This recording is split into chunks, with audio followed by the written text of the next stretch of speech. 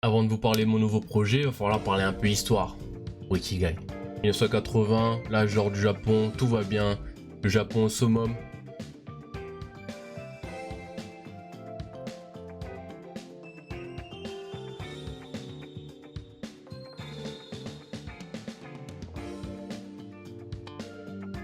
Tout le monde douille. Tout dans ces années 1990, et les gens qui voulaient pas vivre ça ont commencé à s'enfermer chez soi.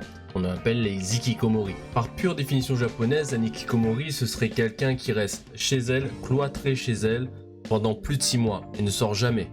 Soit pour voir le médecin, cette personne n'a pas d'amis, et bien souvent la situation de base à l'époque, c'était qu'elle restait chez ses parents. Et on dit aussi que c'est plus un état psychiatrique, ils sont malades ces gens-là. Pas de folie, etc. Forcément, j'imagine, dans les années 90, on devait dire qu'ils étaient fous, parce qu'en soi, c'était pas commun. Quelqu'un qui à s'enfermer, tu sais pas ce qu'elle fait. Elle lit dans des livres, ou elle peut jouer, tu sais pas, elle reste enfermée dans sa chambre, par peur de sortir. De l'autre côté, un concept japonais, Ikigai, qui signifie joie de vivre, raison d'être.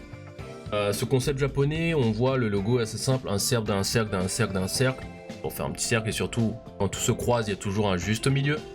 Et c'est en soi, t'aimes quelque chose, est-ce que tu peux vivre de ça? Est-ce que tu peux en faire ton métier? Est-ce que tu peux changer le monde avec ça? Bricoler, créer du contenu, faire du sport, t'es un artiste, peu importe, tu peux apporter quelque chose aux gens, tu peux en vivre de ça. Donc en soi, et en plus ça te tient à cœur, tu peux en vivre, et si t'es heureux, c'est le best. On est tous nés pour faire quelque chose. Et du coup, j'ai toujours été le mec qui restait chez lui, même si je pouvais jouer sur le palier avec mes potes, hein. On allait jouer sur le palier un peu plus grand, je vais jouer au foot avec les potes, retrouver avec des potes pour faire des soirées, etc. Mais les jeux vidéo, c'est ma base à moi, et c'est quelque chose que je kiffe.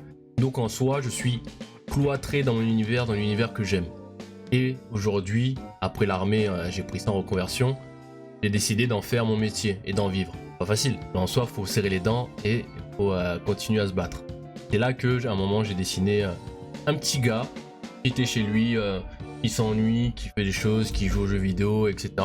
Dans des petits concepts différents, enfin dans des petits contextes différents. Le petit personnage avec une petite cicatrice, j'ai décidé de l'appeler Iki. J'aime Chevalier Zodiac, hein, c'est pas mon manga préféré, mais c'est un de mes mangas préférés. Forcément Chevalier du Pégase parce qu'il est rouge, mais mon deuxième personnage préféré c'est Iki, Chevalier du Phénix, pardon. J'avais décidé d'appeler mon personnage Iki. Et ce petit gars, du coup Guy, Ikigai.